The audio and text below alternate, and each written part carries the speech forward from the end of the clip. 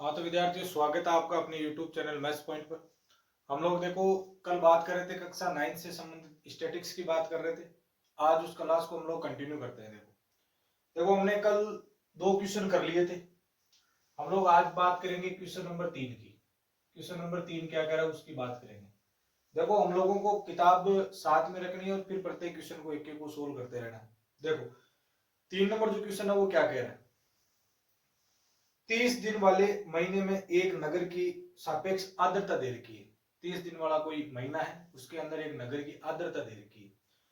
फिर आर्द्रता देखो अलग अलग प्रकार से 98.1 दे रखी है, 98.6, 99.2 इस हिसाब से दे रखी है।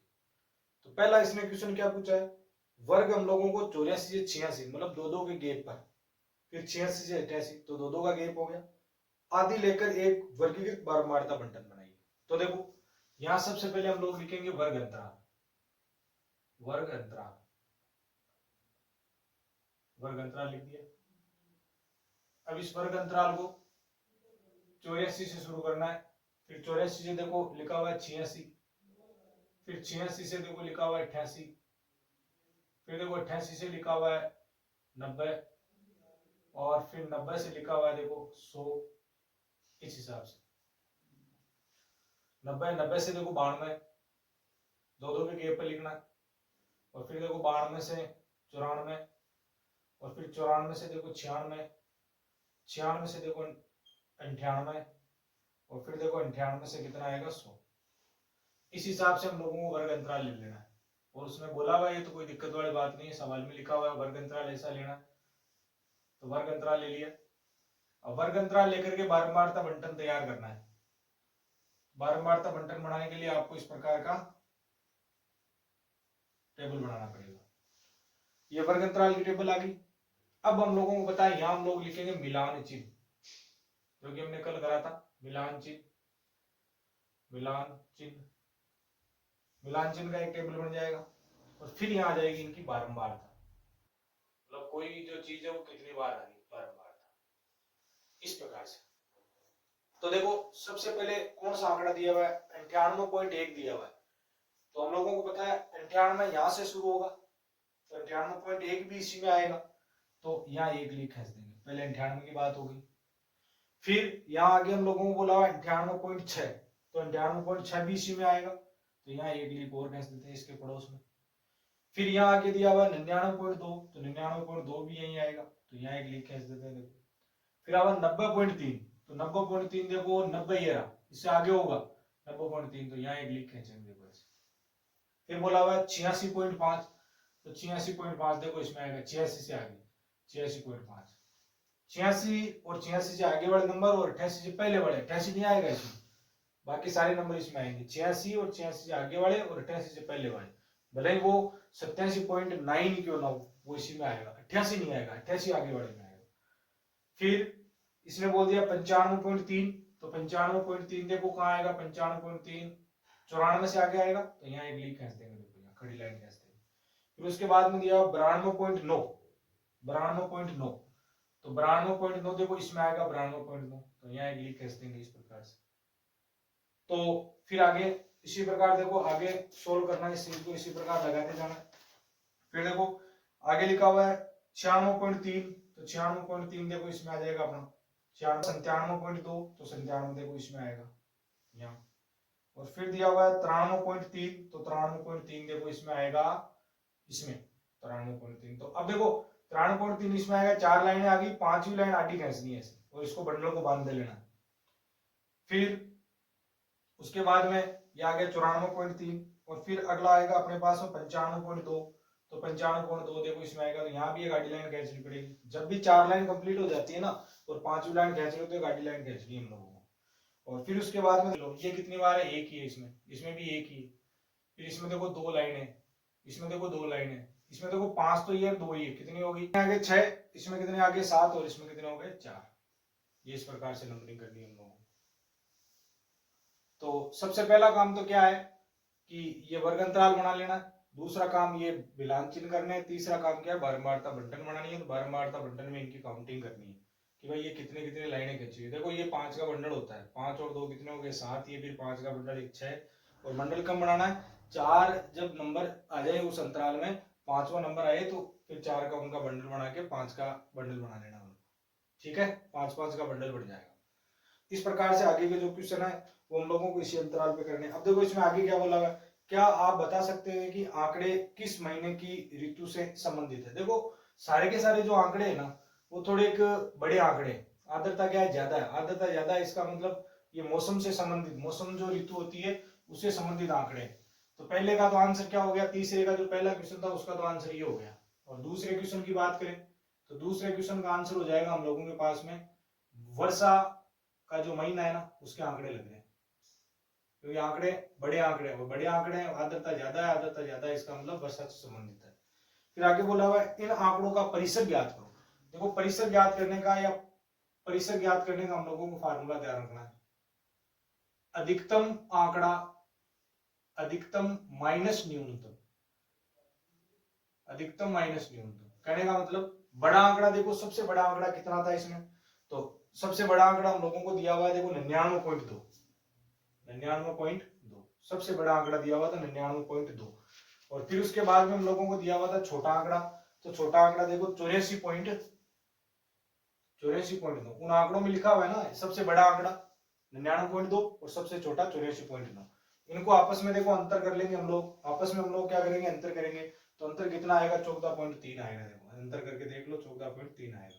तो जब भी हम लोगों को परास निकालना है ना, परास बोलो, परिसर बोलो, परास बोल दो, इसी को परास भी बोल देते हैं, इसी को हम लोग परिसर बोल देते हैं, परिसर भी इसी को बोला जाता है। और इसको सामान्यतः हम लोग रेंज बोल लेते हैं कि इसकी रेंज कितनी है, तो रेंज कितनी आएगी, 14.3 आएगी। परास बोलो, परिसर बोलो, रेंज बोलो। और परास निकालने के लिए अधिकतम माइनस न्यूनतम, मतलब बड़ा आंकड़ा माइनस छोटा आंकड़ा, तो बड़ा आंकड़ा 99.2 और छोटा आंकड़ा कितना था 84.9, दोनों का आपस में अंतर कर देंगे, 14.3 आंसर आएगा। तो इस प्रकार से परिसर निकालने के लिए फार्मूला यूज कर सकते हैं। अब थोड़ा आगे चलते हैं, देखो तो इस प्रकार से क्वेश्चन को करना है, मिलान चिन्ह इसी प्रकार से। एक देखो एक क्वेश्चन और है,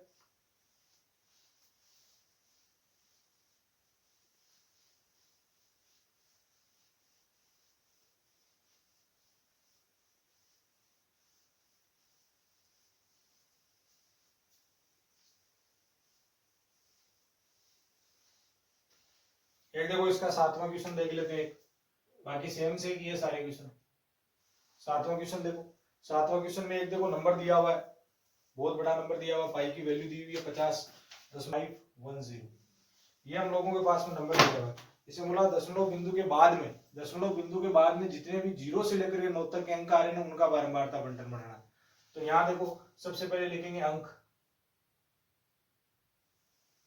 कहां तक, 0 से 9, 0, फिर देखो 1 2 3 4 5 6 7 8 9, ये 9 तक अंक। फिर यहां आ जाएगा मिलान चिन्ह, मिलान चिन्ह, मिलान चिन्ह, और यहां आ जाएगी हम लोगों की बारंबारता।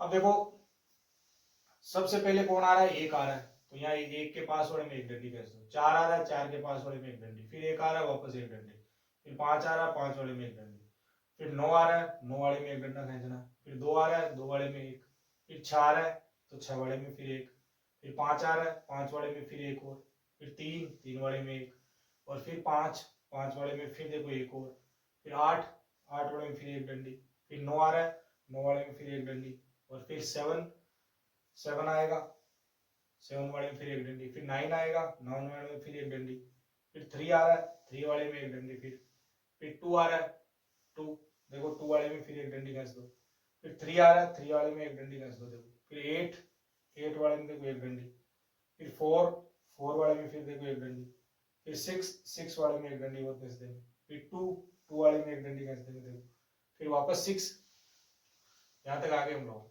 फिर देखो 6, 6 वाले में एक डंडी घस देंगे, फिर आएगा 4, 3, 3, तो 4 वाले में एक डंडी, 3 वाले में एक डंडी खींच के इसको बांध देना, क्योंकि 5 आ गया ना यहाँ तक नंबर, 3 5 बार आ गया, तो 4 लाइनें खींच के 5वीं लाइन आडी खींच के बंडल बना देना।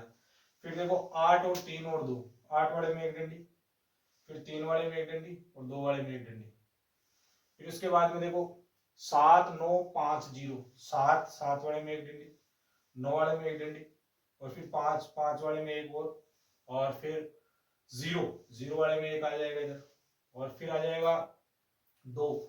देखो अब ये 5 अंक हो गए तो यहाँ हम लोग क्या करेंगे, 5 बार आ गया 2 तो इनका बंडल बना देंगे। फिर 8 8 2 बार, तो एक डंडी यहाँ खींच के एक ऐसे खींचेंगे, 5 का बंडल बना देंगे।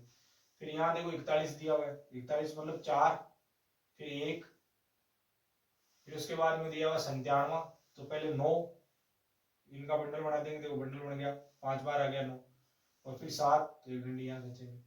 फिर लिया हुआ है 1 6 9 3, 1 6 9 और फिर 3 के पास में यहाँ एक डंडी कर देंगे। और फिर दिया हुआ 9 3, 1 2 बार तो 9 आ गया, फिर 3 के पास में यहाँ डंडी। फिर दिया हुआ है 7 5 1, 7 5, तो इसको देखो बंडल बना देंगे। 7 5 1 1 1 के पास में यहाँ भी एक बंडल बन जाएगा इसका और फिर 0 के पास में। अब देखो इसकी बारंबारता, 0 कितनी बार आ रहा है, 2 बार, 1 कितनी बार आ रहा है, 5 बार, ये कितनी बार, 2 भी 5 बार आ रहा है, 3 कितनी बार आ रहा है, 5 और 3 8 बार आ रहा है, और 4 कितनी बार आ रहा है, 4 बार ही आ रहा है, 5 कितनी बार आ रहा है, 5 बार आ रहा है, 6 कितनी बार आ रहा है, वो 4 बार आ रहा है, 7 वो भी 4 बार, 8 8 5 बार, और 9 कितनी बार आ रहा है, देखो 5 और 3 कितने हो गए, 8 बार आ रहा है।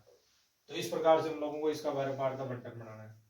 फिर क्या बोला है, सबसे अधिक बार और सबसे कम बार आने वाला अंक कौन सा है। तो देखो सबसे अधिक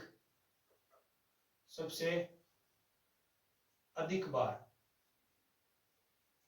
तो कौन आ रहा है देखो, और सबसे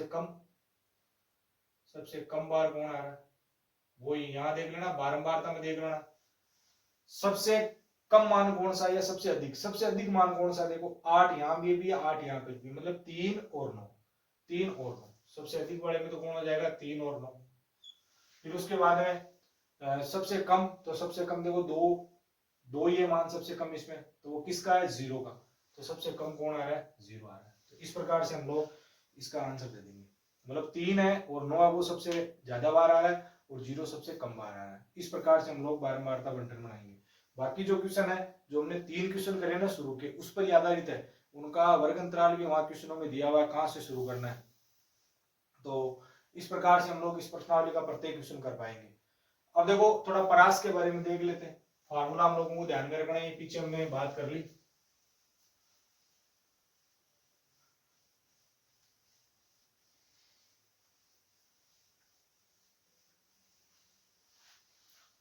देखो परास या इसको हम लोग बोलते हैं परिसर, या इसी को हम लोग रेंज बोलते हैं। तो ध्यान रखना, परास बराबर अधिकतम आंकड़ा, जो आंकड़े दिए उनमें सबसे बड़ा आंकड़ा कौन सा, माइनस न्यूनतम आंकड़ा, बड़ा आंकड़ा माइनस छोटा आंकड़ा। ये हम लोगों को फार्मूला ध्यान में रखना। जैसे हम लोगों को कुछ आंकड़े दिए हुए, जैसे 1 2 7 9 8 11 और फिर उस प्रकार से 25, फिर उस प्रकार से कुछ भी दे दिया, मान लो 7 दे दिया, मान लो 9 दे दिया और 3 दे दिया, कि परास ज्ञात करनी है। परास, इसकी परास कितनी होगी। तो परास के लिए हम लोग क्या करेंगे, देखो परास बराबर न्यून या अधिकतम माइनस न्यूनतम, बड़ा आंकड़ा माइनस छोटा आंकड़ा। तो बड़ा आंकड़ा कौन सा है, देखो 25 है, और छोटा आंकड़ा कौन सा है, 1 है, माइनस कर देंगे, कितना आ जाएगा 24। तो इस प्रकार से ये वैल्यू निकाल लेंगे हम लोग 24। तो इसमें कोई बड़ी बात नहीं है, बड़े वाले आंकड़े में से छोटे वाले आंकड़े को माइनस करना होता है, वही परास होती है। परास का क्वेश्चन पूछ सकता है एक आध नंबर में, ठीक है ना, ऑप्शन वाले क्वेश्चन में पूछ सकता है। कुछ आंकड़े दे देगा, परास ज्ञात करो, तो परास कितनी आएगी, बड़े वाला जो आंकड़ा उसमें छोटे वाला आंकड़ा माइनस कर दो। तो बड़े वाला आंकड़ा 25 था, छोटे वाला आंकड़ा 1 था, दोनों का अंतर कर दिया, कितना आ गया, 24 आ गया। तो इस प्रकार से हम लोग परास ज्ञात, बाकी क्वेश्चन है जो कि 1 से 3 तक हमने करे, उसी आधार पर हम लोग आराम से कर सकते हैं उनको, कोई बड़ी बात नहीं। तो इन क्वेश्चनों को मिलाने जो भी हम लोगों के पास देखो क्वेश्चन है, इसके 9 क्वेश्चन है, जिसमें से हमने 4 कर लिए, बाकी जो बच गए वो आपको तैयार करने। नहीं आए वो क्वेश्चन आप आराम से पूछ सकते हो, कोई बड़ी बात नहीं। Okay bye, take care. बाकी हम लोग अगली जो प्रश्नावली है 14.2 वो अगली क्लास में देखेंगे।